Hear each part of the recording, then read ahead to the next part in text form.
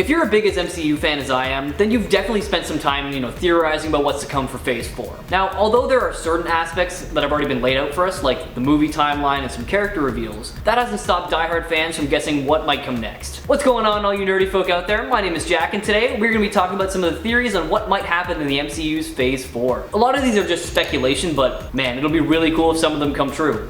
Anyways, let's get into it. Number 10, Howard the Duck and Spider-Ham movie. Now, this one is an absolute long shot, which is why it's placed so low on the list, but come on, how cool would it be to see a buddy cop style movie featuring these two? With the popularity of Spider-Ham on the rise after Spider-Man Into the Spider-Verse, and with Howard the Duck already being an established character in the MCU, it could really happen. The only question is, would it be like an animated feature, or will we get to see a more lifelike version of Peter Porker? Like I said, this is probably one of those ideas that'll never actually see the light of day, but hey, a guy can dream, right? Number 9, Miles Morales and Homecoming 2.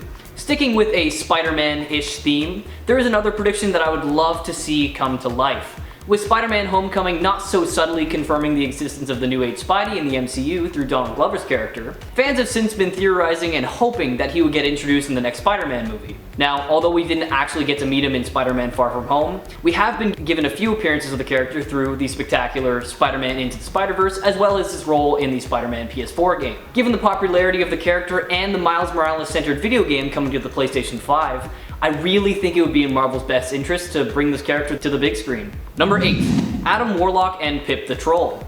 Now, it's no secret that Marvel hinted at the arrival of Adam Warlock at the end of Guardians of the Galaxy Volume 2, and while Starlin didn't actually create the character, he did write some of the major stories for him. He and fans also view the introduction of Adam Warlock as an opportunity to bring another one of his own characters into the MCU, Pip the Troll. Now, if you don't know who Pip is, he is this quirky little alien that's usually depicted by Warlock's side as his companion, but he doesn't actually possess any powers. Starlin also states that Pip would be someone for him to chat with, his own little personal perverted degenerate, if you will. And adds that the cigar-smoking alien would be used as sort of comic relief, which all good Marvel movies have. Do you think Adam Warlock would be introduced in his own standalone movie, or will they introduce him as a villain or hero in the next Guardians of the Galaxy movie? Why don't let me know what you think in the comments? Number 7, the Mandarin versus Shang-Chi. Now, this seems like the most obvious choice, as he is apparently set to appear in Shang-Chi and the Legends of the Ten Rings, and I really think it'll be a missed opportunity if Marvel chooses to go in a different direction. Ben Kingsley's take on the Mandarin still does exist in the MCU after his introduction in Iron Man 3, and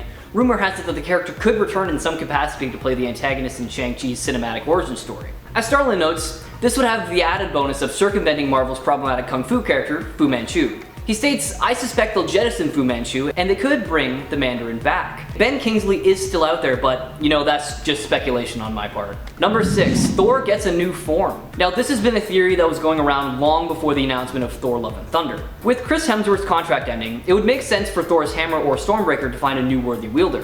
In the comics, we do eventually see Jane Foster take up the mantle of Thor during her battle with cancer, and after Thor lost the ability to wield his hammer. Though this did have its drawbacks, as while she was Thor, all toxins were expelled from her body, and that included the radiation from the chemotherapy. This does unfortunately lead to her death, and later revival, which we'll get to that maybe in another video. With Natalie Portman reprising a role as Jane Foster in Thor Love and Thunder, will we get to see this storyline on the big screen? Well, I think yes, because if you look up the movie on IMDb, she is listed as playing Jane Foster and Thor. Good job all you fans out there who called this from a mile away. I hope you're as excited for this movie as I am. Number 5, New Avengers. Having already said goodbye to Iron Man, Captain America, and Black Widow in Avengers Endgame, I really wouldn't be surprised if other founding members of the Avengers slowly started to be phased out. And it seems like other fans agree with me because predictions have been going around on the internet about who the next Avengers might be. Now, in the comics, the Avengers team has appeared as many different combinations of heroes, like the Mighty Avengers consisting of Ares, Black Widow, the Sentry, the Wasp, and Wonder Man, or the A-Force consisting of powerful female superheroes such as She-Hulk, Dazzler, Medusa, and Singularity. This could be Marvel's excuse to bring a whole new batch of heroes to the big screen, and I really think they should take that leap. The original members will forever have a place in my heart since I grew up on them, but with such a large arsenal of heroes, it would be silly for the MCU not to use them. Number 4, Doctor Strange 2 and the Illuminati. Now, if you're familiar with the comics, you probably know that the Illuminati was a secret society of heroes who worked covertly to battle the universe's most dangerous threats. counting the likes of Iron Man, Captain America, Black Panther, and Doctor Strange among his roster. Considering the organization was formed in the comics following the Kree-Skrull War, an event that fans were hoping to see depicted in the Captain Marvel movie, we're left wondering how the MCU might introduce this whole idea. While this is a significant enough event to probably merit its own movie, there have been very pervasive hints from both Benedict Cumberbatch and Scott Derrickson for a long while that this may factor into the plot of Doctor Strange #2. I guess we'll have to wait to see what Doctor Strange in the Multiverse of Madness has in store for us. Got any ideas of how they might actually implement this story? Why not let me know in the comments below? I'd love to hear your thoughts. Number 3, the Sinister Six introduction.